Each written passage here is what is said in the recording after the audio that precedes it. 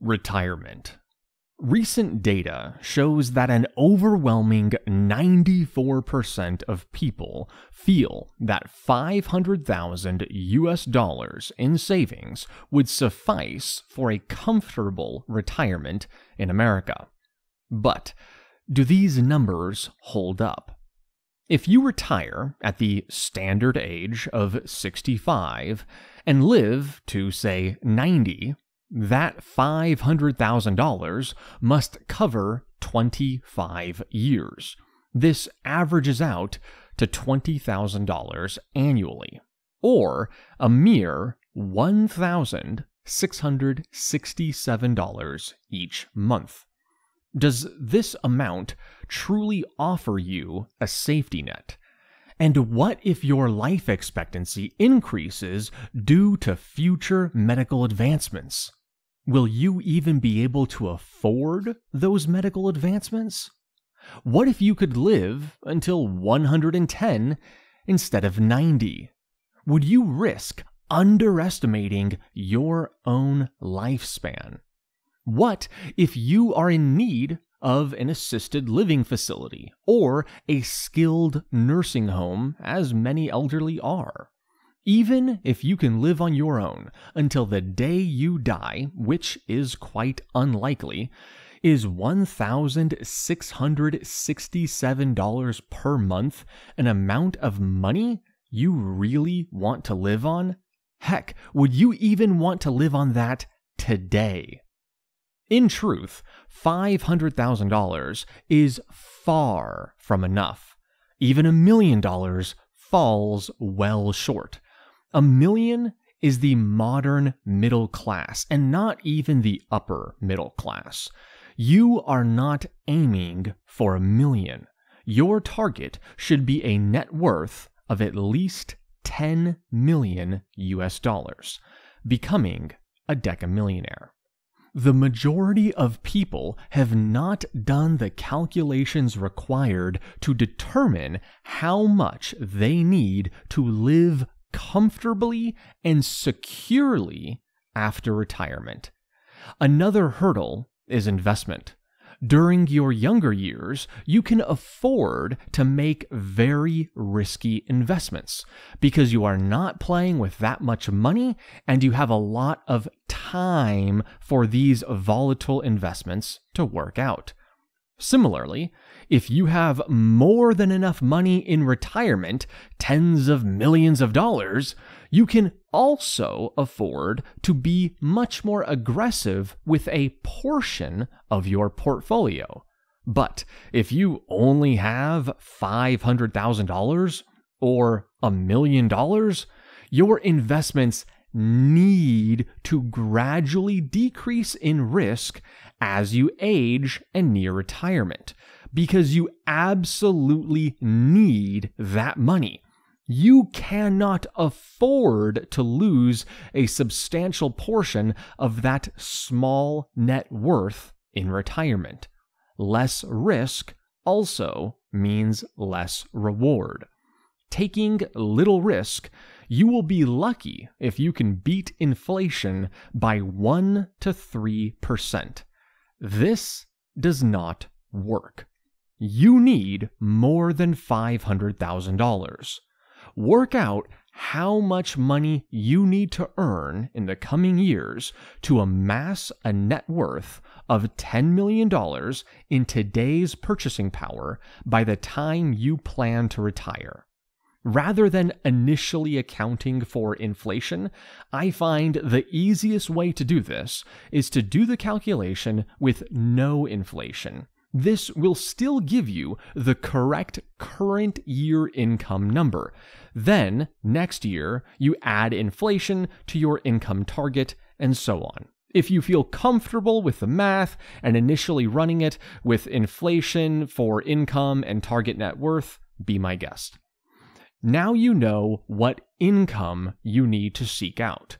One career may pave the way to millionaire status in 20 years, while another might have the potential to elevate you to 10 million, a decamillionaire, in the same time, or even less. Be careful of not taking this to too much of an extreme. A poor person should not shun jobs that do have the potential to make them millionaires because they don't have the potential to make them billionaires. This can be a multiple step process, and the first step is getting out of poverty. The key is to not become comfortable in the middle class. Anticipate needing to potentially change jobs or add on additional sources of income. You might focus on your current job for a couple years, getting out of poverty and saving a couple $100,000. Then shift gears towards a career path with higher earning potential. You may do this 2, 3, or even more times, particularly if you plan on working into old age. Let us look at sales as an example. You are in a good field with a high potential to earn money. But if you do not have any sales experience, you will likely need to start at an entry-level sales job, like selling furniture, or cars, or gym memberships. Once you feel you have learned what you need to learn, and you are succeeding in that line of sales, it is now time to step your game up to a higher paying sales job. Repeat this process several times until you are selling high-ticket consumer items such as yachts or private jets, or working in large order business-to-business sales. As your earnings increase, your income opportunities will diversify. If you have $1,000 in the bank, investing in real estate is obviously not feasible, and investing in stocks is not particularly helpful. Neither can you venture into capital-intensive businesses with so little money, like starting your own energy company. Initially, your focus should be on income strategies which require time investment but are not capital-intensive. Businesses like pet sitting, housekeeping, writing a book, network marketing, power washing, building a social media following, pool cleaning, and lawn maintenance can be kickstarted with little to no initial investment.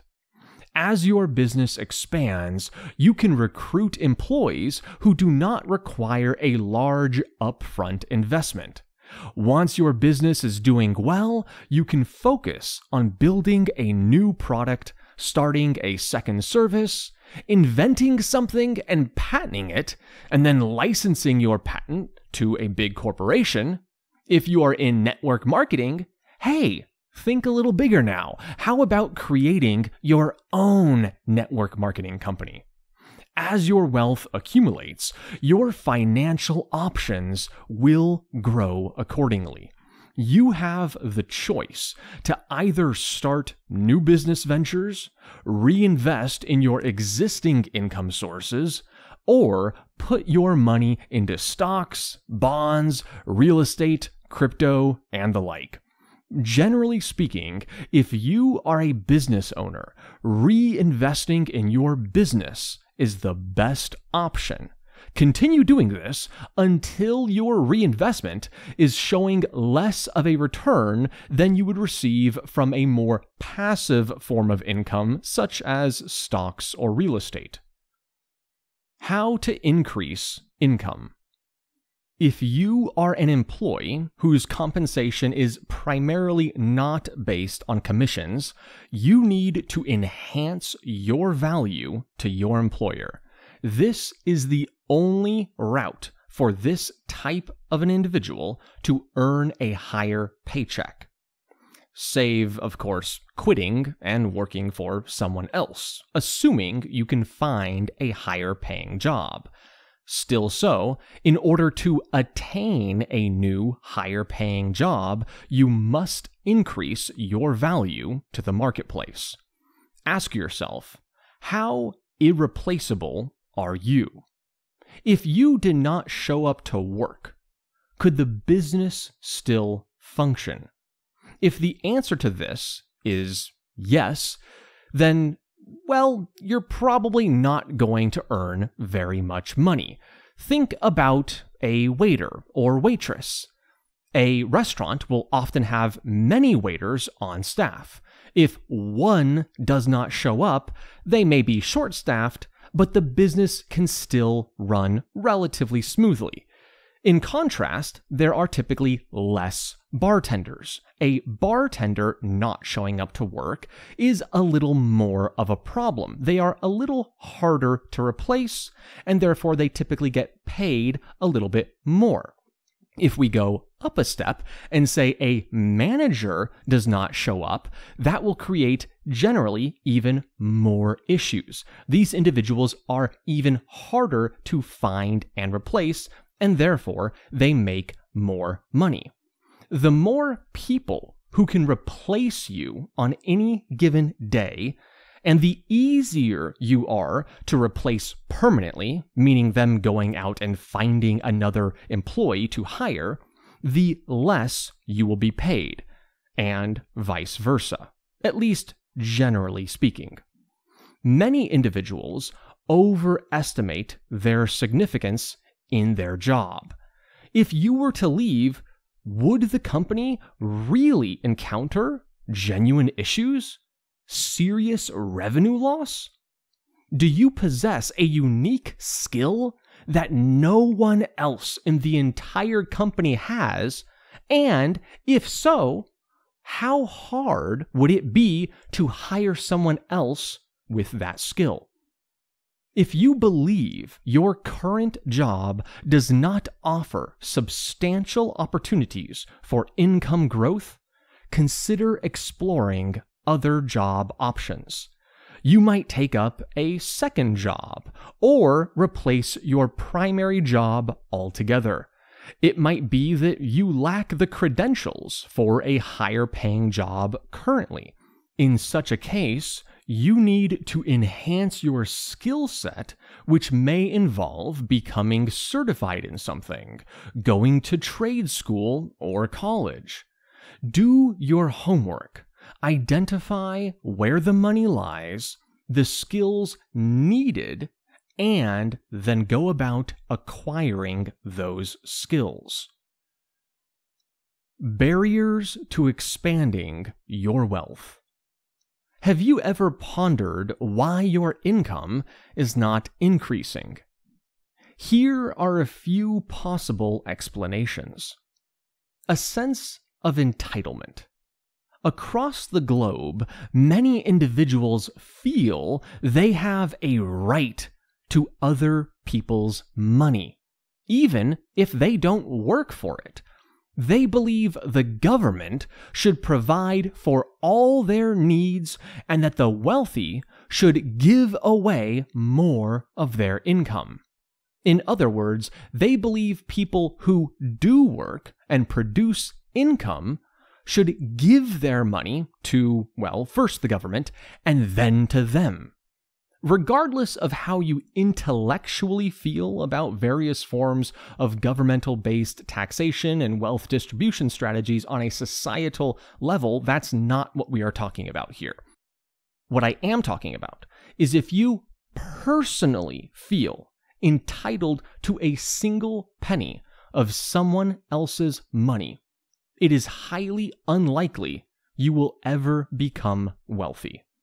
To be clear, in this context, the feeling of entitlement to money is referring to receiving it through governmental taxation and wealth redistribution, not the feeling of entitlement as in, I am going to work very hard building a business and people are going to voluntarily exchange their money for my products and services.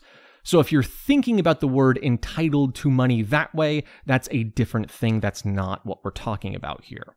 Entitlement here is the desire to be given something for nothing. This mindset, to receive something for nothing is not compatible with the extremely hard and long amount of work required for high levels of income generation. Bottom up versus top down. Wealthy individuals know how to locate opportunities. Most individuals who are not wealthy lack this insight. The poor ask, "Who's hiring?" And then they just follow the crowd. What if the company or industry that is hiring offers limited growth prospects? You might be assured of a lower or middle class income. Hey, at least you're not going to be on the streets. But with little to no room for advancement and moving into the upper class. Instead, what if you find the industry and jobs which pay well, and then you go to them? Generally speaking, great paying jobs don't often have help wanted signs plastered outside.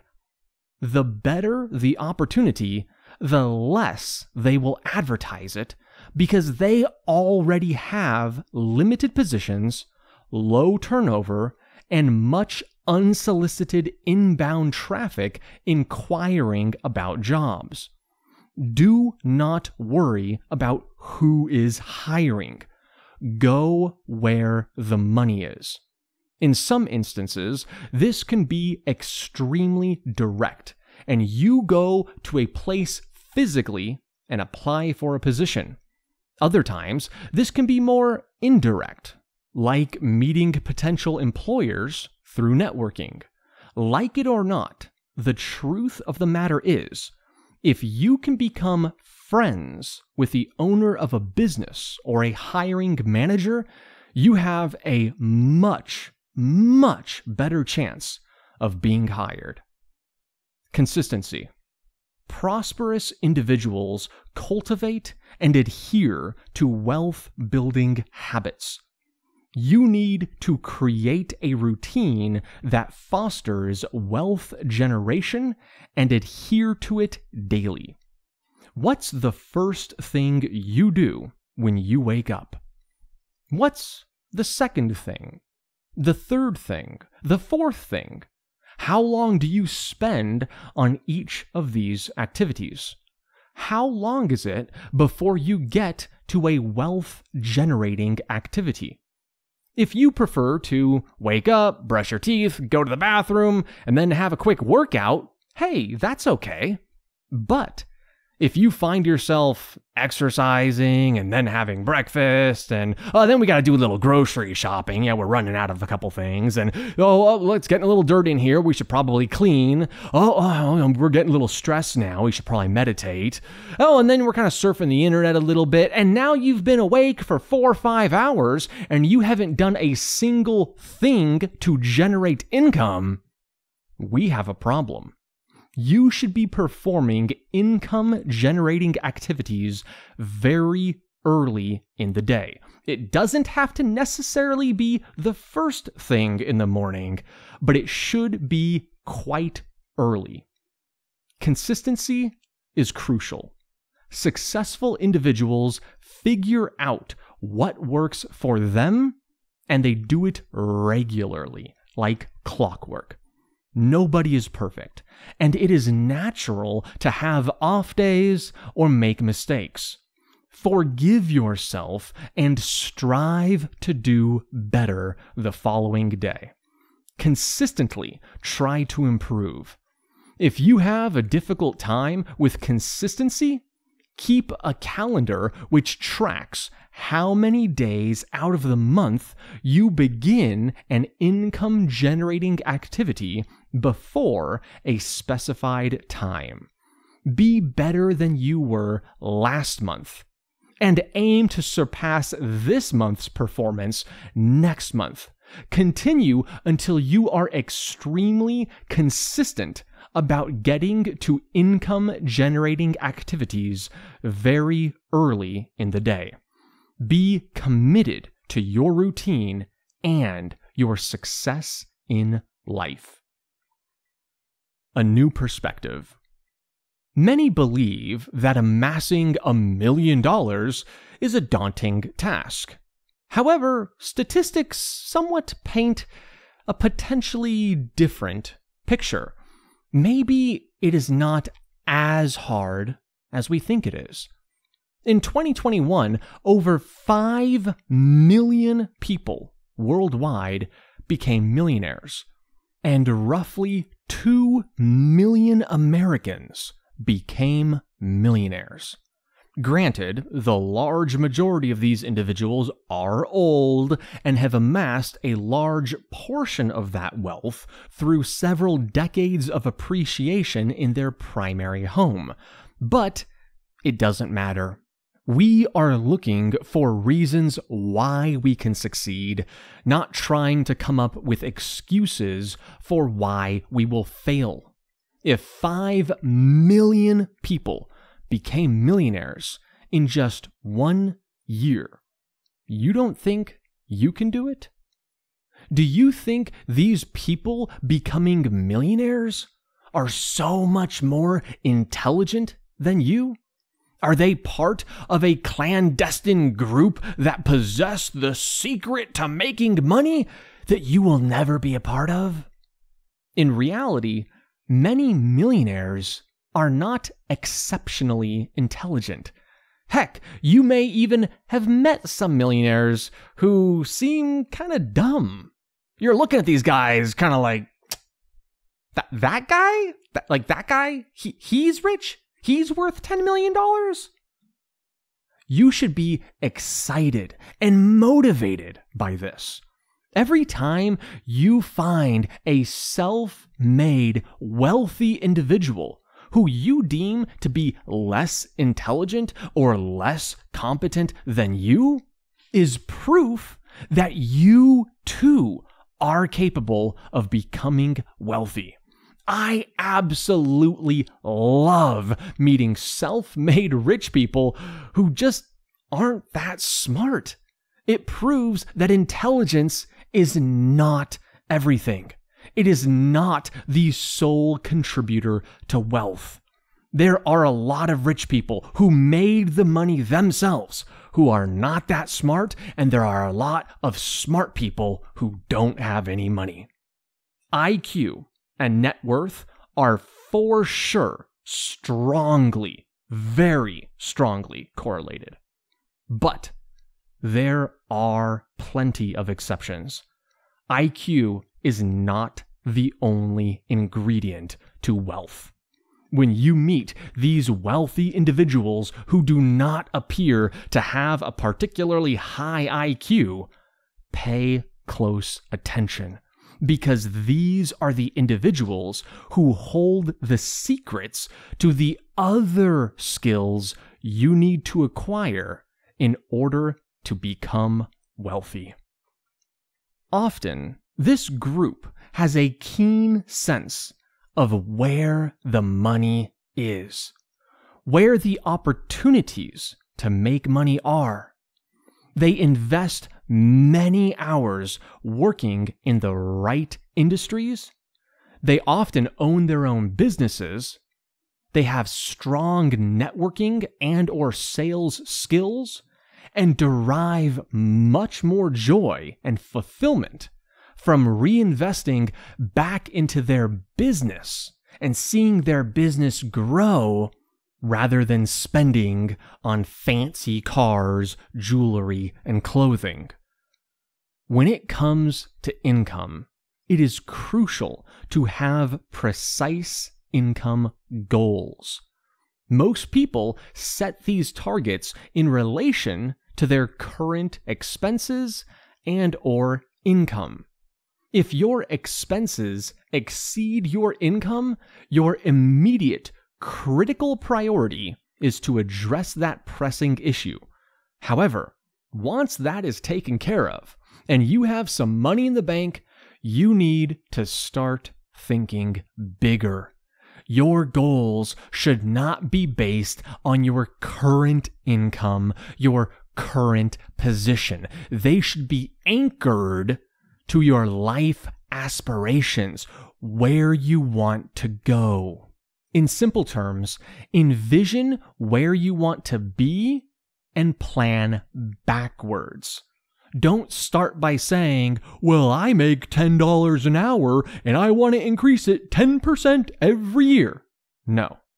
Don't think about where you are now. Think about where you want to be and then where you need to be next year in order to achieve your long-term goal. Locating the wealth. Every time you consider enhancing your income, switching jobs, or diversifying your revenue sources, ask yourself, where is the wealth? Each day, aim to serve those who hold the wealth you seek. Most people lack financial resources. In other words, you broke. While these may be good and nice human beings, hey, we can be friends, they cannot provide you with what they do not have, right? If they do not have money, they will not be particularly helpful in you becoming wealthy. Now, they may be useful as employees, but as consumers, they are not going to be particularly helpful. You need to serve the wealthy. Invest your time in creating products and services for those who can compensate you. This is not an absolute law. Of course, there are exceptions. There are businesses, such as dollar stores, that can become billion-dollar businesses when scaled appropriately, that serve primarily the lower-in-class individuals. However, most of the time, if you want to become wealthy, you should primarily be targeting those who have money to spend. When you discover a new revenue stream, strive to monetize it quickly.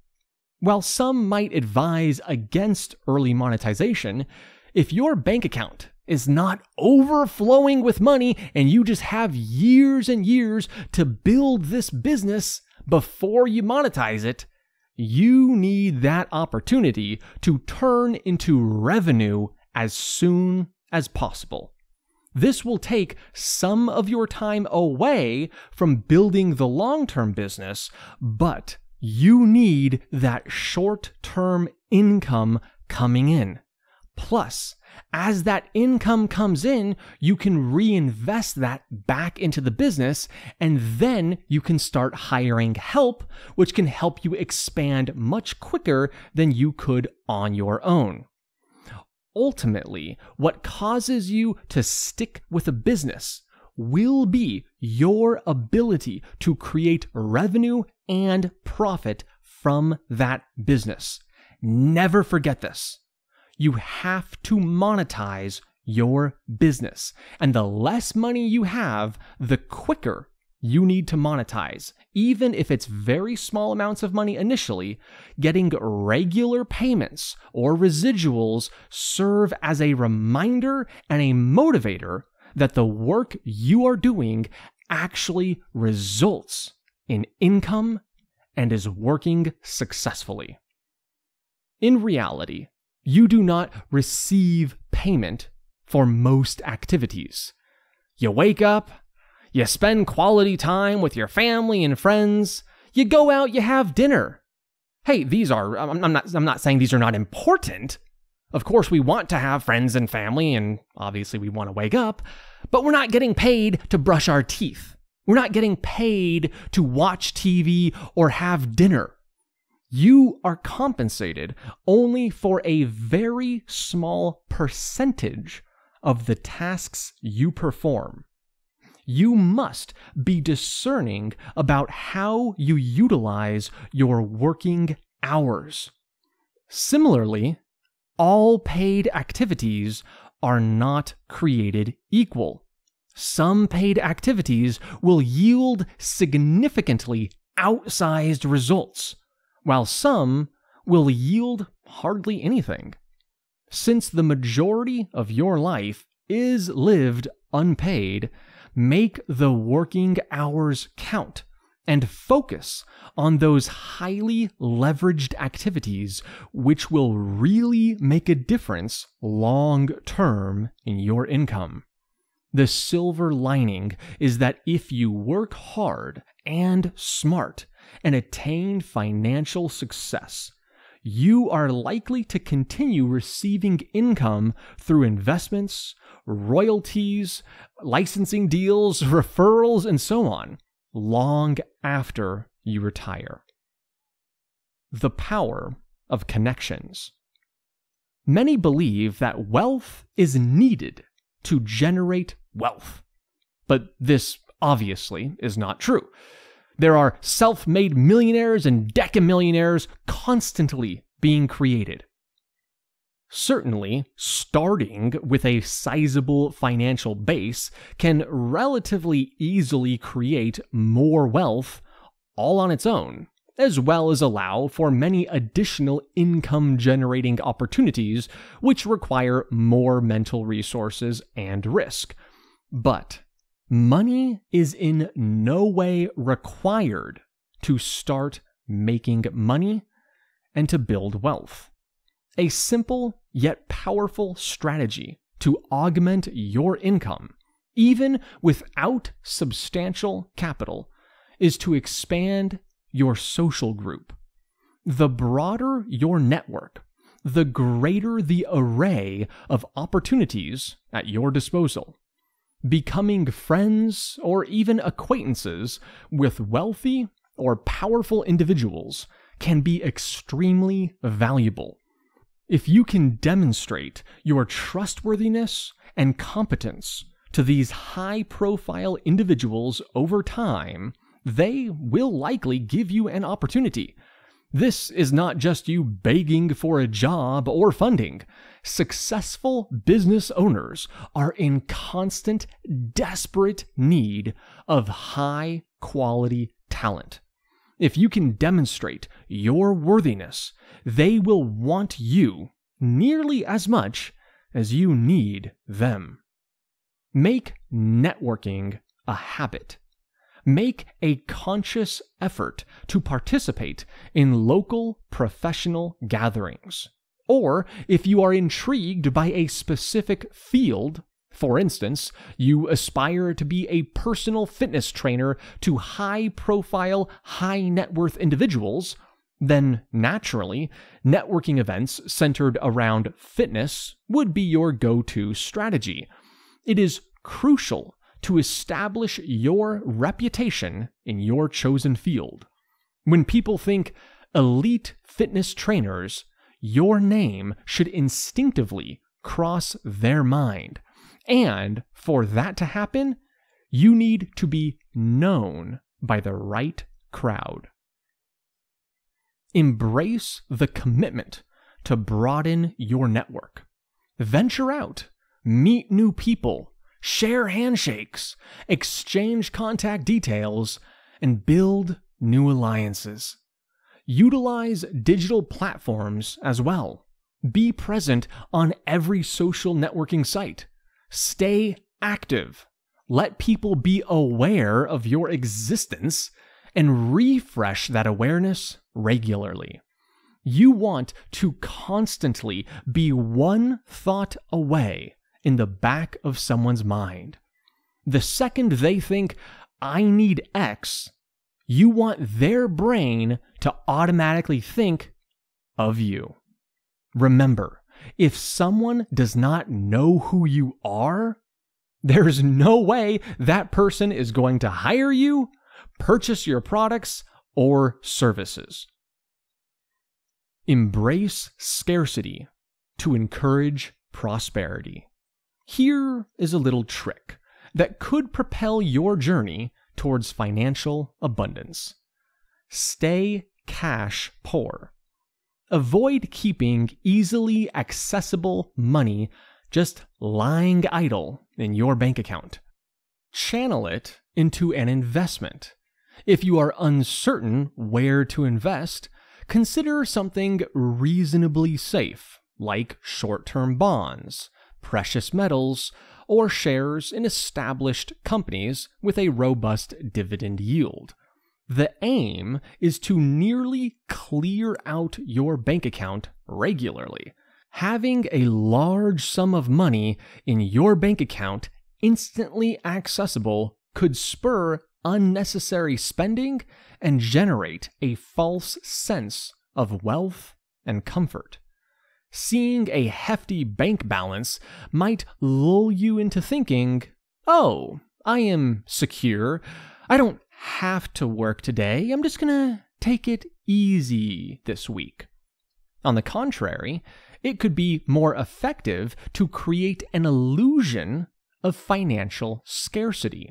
Maintain low cash reserves, instilling a sense of urgency to earn more. As soon as money flows in, pay your bills and channel the rest into your investments. Do not fritter it away or allow it to give you that false sense of security that could stifle your motivation. Invest it, then strive to earn more.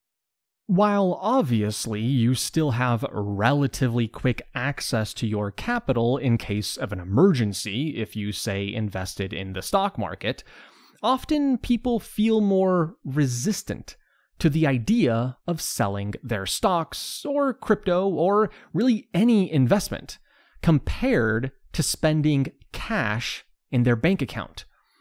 The second someone invests that money, they do not want to sell it because it is an investment. They believe that money is now earning them a return. They want to see it grow and accumulate. This slight resistance will encourage you to moderate spending and increase work output to see fresh capital in your bank account. You are not going to want to sell that investment. Similarly, there is often at least a 1-day delay, and sometimes a couple-day delay, between selling your stocks and transferring that money to your bank account and actually having access to that money in your bank account. This will also decrease large impulse spending. The forced 1 to 3 day wait will allow you to come to your senses and stop a silly purchase before it happens. Most people face financial hardship because they tend to spend money as soon as they receive it. They just can't stop themselves. You need to exercise self-control and prioritize wisely. Aspiring to be wealthy should rank higher than desiring a vacation, a new car, or a latest gadget. So tell me, what brings you more happiness? Designer clothes or having your own investments that are growing? Examining the day-to-day behavior of most people, you will often find a series of unproductive habits rather than a committed pursuit of financial prosperity. Wasted time in mundane tasks like cleaning, cooking, shopping, watching excessive television, and aimless internet and social media browsing is commonplace. What you may not often see is a driven individual relentlessly pursuing their goals, not allowing any distractions to impede their progress. Discipline is essential to continue pushing forward when obstacles arise. When the going gets tough, or when your strategy hits a snag, discipline will keep you moving forward. Persisting through hardships should become your default mode. Develop a habit of discipline. That is not to suggest you never alter your course. It is necessary to reassess your situation and strategy regularly based on new insights. But you are always working hard and pushing forward, but the direction can sometimes change. It is challenging to save or invest your income as it increases.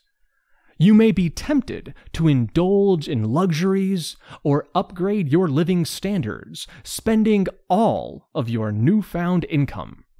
While increased expenses is to be expected and understood, you should always strive to allocate a significant portion of your new income to saving or investing. The more you earn, the higher percentage of each marginal dollar should go to savings. The power of investment. The purpose of accumulating money is not to amass a sizable savings account or have a bunch of dollars under your pillow only to be inflated away by the government in the coming years and decades.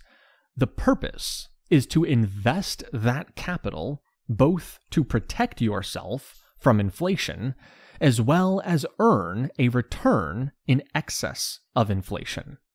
Long term, our goal is to have enough money to where we can completely fund our lifestyle and retirement with passive investment income. That is not to imply we have to retire. I desire to be productive and useful as long as I am mentally and physically capable of doing so. I love work. It is part of where I derive my purpose. However, we want to have the financial security to retire at any given moment if we wanted to.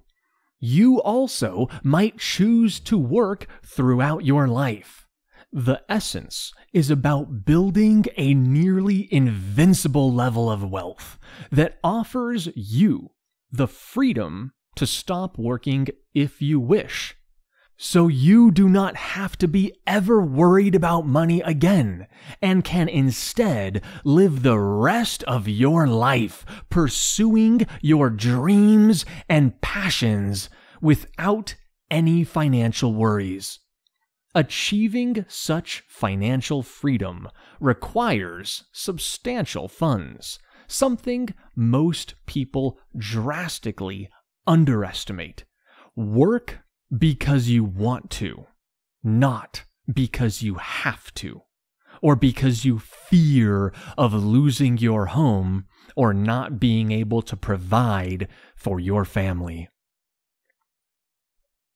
Where to invest can be somewhat complicated, but the good news is if you don't have that much money, it doesn't really matter.